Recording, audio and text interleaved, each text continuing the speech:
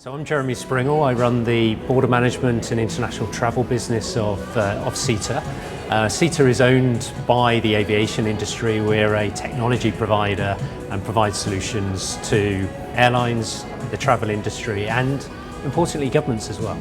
2 days you're here at WTTC Perth. How has it been for you guys? It's been great. Really good event, WTTC. Really important to be engaged with the industry in these sort of debates and discussions. Digital travel is transforming the passenger experience, and how is your company harnessing technology to create seamless, hassle-free journeys from check-in to baggage handling and beyond? So we're at a really exciting point for the industry. The way we all travel is changing.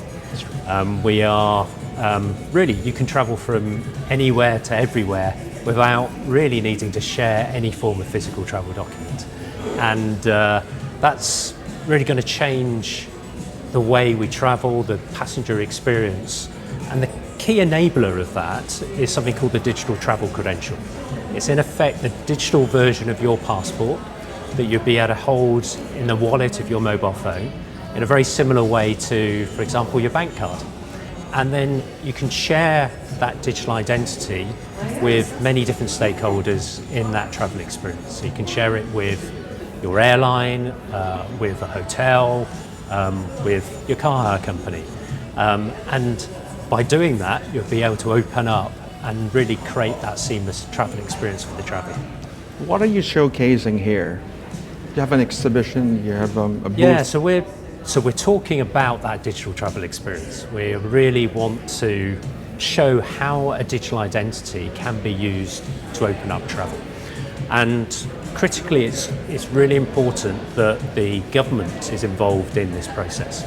So what happens at the border around international travel? So what we're really showing here is about how a government can protect their national borders from security threats, but equally, how do they open up their borders to create, to open up for tourism and travel and create national prosperity? Because that's really important for the industry that they do that.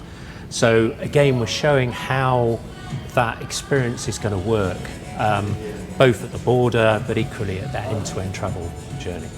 Jeremy, as digital solutions become more integrated into the travel industry, what role do you think SITA is playing in shaping the future of contactless, biometric, or even self-service technologies and airports worldwide?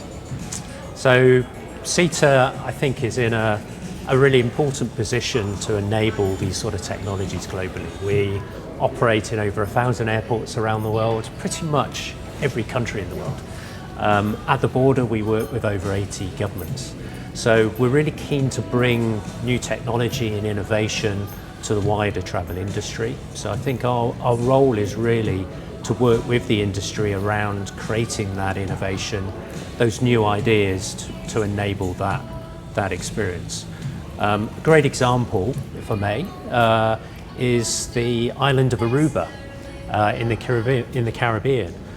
They really want to enable and make it a fun experience to travel to the island, and they have a vision of being able to get from your aircraft, from disembarking the aircraft to the beach within 30 minutes, or getting to your destination resort to enjoy a rum punch as quickly as possible. And they want to use technology and innovation to do that, and that's a good example of the sort of things we can do. But in connection with that, cybersecurity is a growing concern with the expansion of digital travel. How does SITA ensure the safety and security of the data, maintaining a smooth passenger experience? So data privacy is probably the biggest challenge that the industry is facing. How do we really protect an individual's data? And the digital travel credential really has that at its heart. First of all, it's authenticated by ICAO, the International Civil Aviation Organization, in the same way a physical passport is today. So it can be trusted, and that really helps support the industry from a fraud point of view. From a traveller point of view, we can then use that digital travel credential as part of their data privacy requirements. So the passenger, the traveller, has to be in control of their personal data.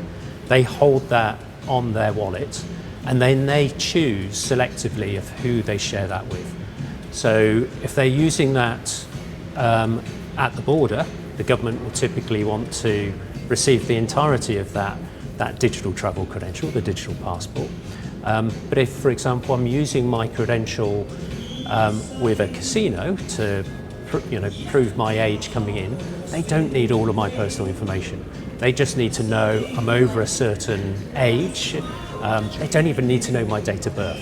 So that helps protect personal data from that point of view. And clearly, the technology itself, from a cyber point of view, needs to be very secure. So that's part of what we do.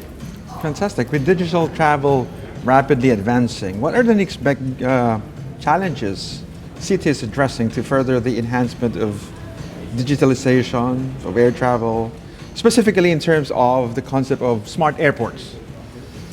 So there is a huge amount going on around technology at airports.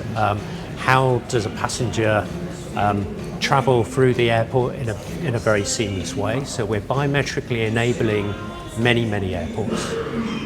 We run a passenger insight survey each year, and our latest one has just come out, and that shows that passengers are now, well, more than 75% of passengers are comfortable using their facial biometrics linked to a digital identity in order to smooth their transition through the airport.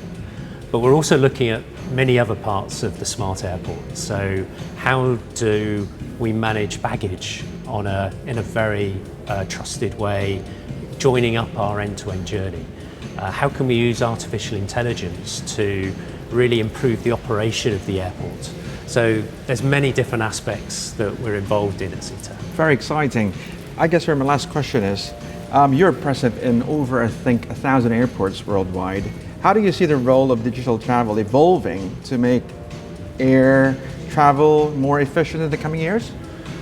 So I think the critical thing is enabling this on a global scale. As you say, we operate in over 1,000 airports around the world. So how do we embed this technology for the traveller so they get a consistent experience wherever they are? So when they leave their departure airport, they arrive at their new airport, they have a joined up experience end to end. So enabling that on a global capability is a key part of what we see us doing. To achieve that, we are really developing a global ecosystem for digital travel to enable all of the different stakeholders involved in the industry to be able to verify digital identities or potentially issue digital identities related to their particular use case. And that's a core part of what we're trying to achieve. Jeremy, thank you very much for these insights that you have given to us. Great to talk to you.